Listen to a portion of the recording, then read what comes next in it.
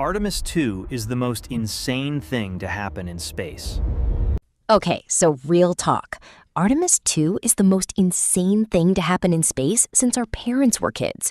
4 astronauts, Reid Wiseman, Victor Glover, Christina Koch, and Canada's Jeremy Hansen, just splashed down in the Pacific Ocean on April 10th, 2026, completing a nearly 10-day journey that took them 252,756 miles from Earth. That's the farthest any human has ever been. Like, they literally broke the record that Apollo 13 set back in 1970. No cap. Launch, April 1st, 2026. The most powerful rocket ever to carry humans lifts off. SLS, Space Launch System, blasted off from Launch Pad 39B at Kennedy Space Center, Florida, at 6:35 p.m. It produced 8.8 million pounds of thrust, enough to rattle windows for miles.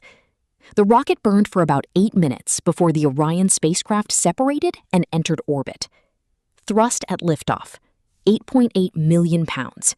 Core stage burn, about 8 minutes. Launch site, Kennedy 39B.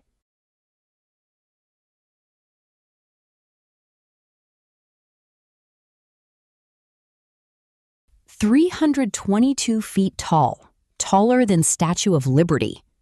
8.8 million pounds thrust, strongest rocket ever crewed. $4 billion per launch. NASA calls it a mega rocket. 694,481 miles, total Artemis II distance. The wild facts that hit different. Victor Glover, first Black person to fly around the moon. Rise, the mascot, designed by an 8-year-old. Wiseman snuck it home. 7,000 plus photos taken, moon craters, lava flows, Earth set, plus solar eclipse. China's racing too. China targets 2030 moon landing. It's a race. Okay, let's talk materials, because the engineering is genuinely insane. The SLS rocket is basically NASA's greatest hit remixed. The twin solid rocket boosters are the most powerful ever built, each weighing 1.6 million pounds and producing 3.6 million pounds of thrust. They burn polybutadiene acrylonite solid fuel, Kennedy Space Center Visitor Complex. Say that 5 times fast. The core stage's 2 propellant tanks collectively hold more than 733,000 gallons of super-chilled liquid propellant to fuel 4 RS-25 engines. These RS-25s, straight-up recycled space shuttle engines. NASA said if it ain't broke, and strapped them onto a new rocket. The heat shield on Orion is called Avcoat, basically a honeycomb of cork-like material that burns away, ablates during re-entry, taking the 5,000 degrees Fahrenheit heat with it so the crew doesn't cook. After Artemis I, engineers found unexpected erosion in the Avcoat ablative heat shield material, where portions eroded more extensively than predicted.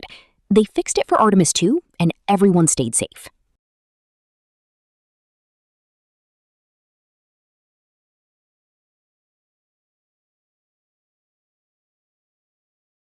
The European Service Module, built by ESA and Airbus, provides Orion and its crew with life support, power, and propulsion, enabling safe human travel beyond Earth orbit. Basically, the backpack that keeps the whole crew alive. Europe really said, "We got you." The journey stats that will make your jaw drop. During their mission, Wiseman, Glover, Koch, and Hansen flew 644,881 miles in total. Their lunar flyby took them farther than any humans have ever traveled, surpassing the previous distance record set by Apollo 13 astronauts in 1970. Wikipedia. The return trip required 0 big engine burns. The free return trajectory means Earth's gravity literally just pulls you back like a boomerang. This fuel-efficient trajectory harnesses the Earth-Moon gravity field, ensuring that after its trip around the far side of the Moon, Orion would be pulled back naturally by Earth's gravity. Internshallah. Nature doing the work. Scientists said, let physics cook. The crew splashed down at 5:07 p.m. PDT in the Pacific Ocean off the coast of California on April 10, 2026. And what's coming next? The roadmap goes hard. Artemis III, Earth orbit is planned for mid-2027.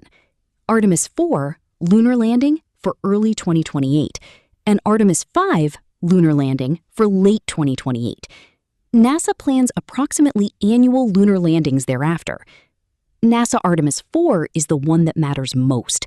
It will be the first crewed lunar landing since Apollo 17 in December 1972.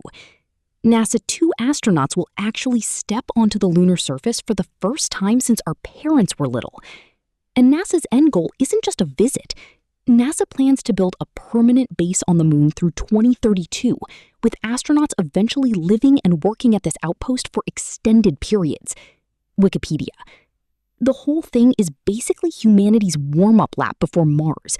We're going to the moon to learn how to live there, so we can eventually send people to the red planet. Artemis II was the test flight. The main event hasn't even started yet. No cap.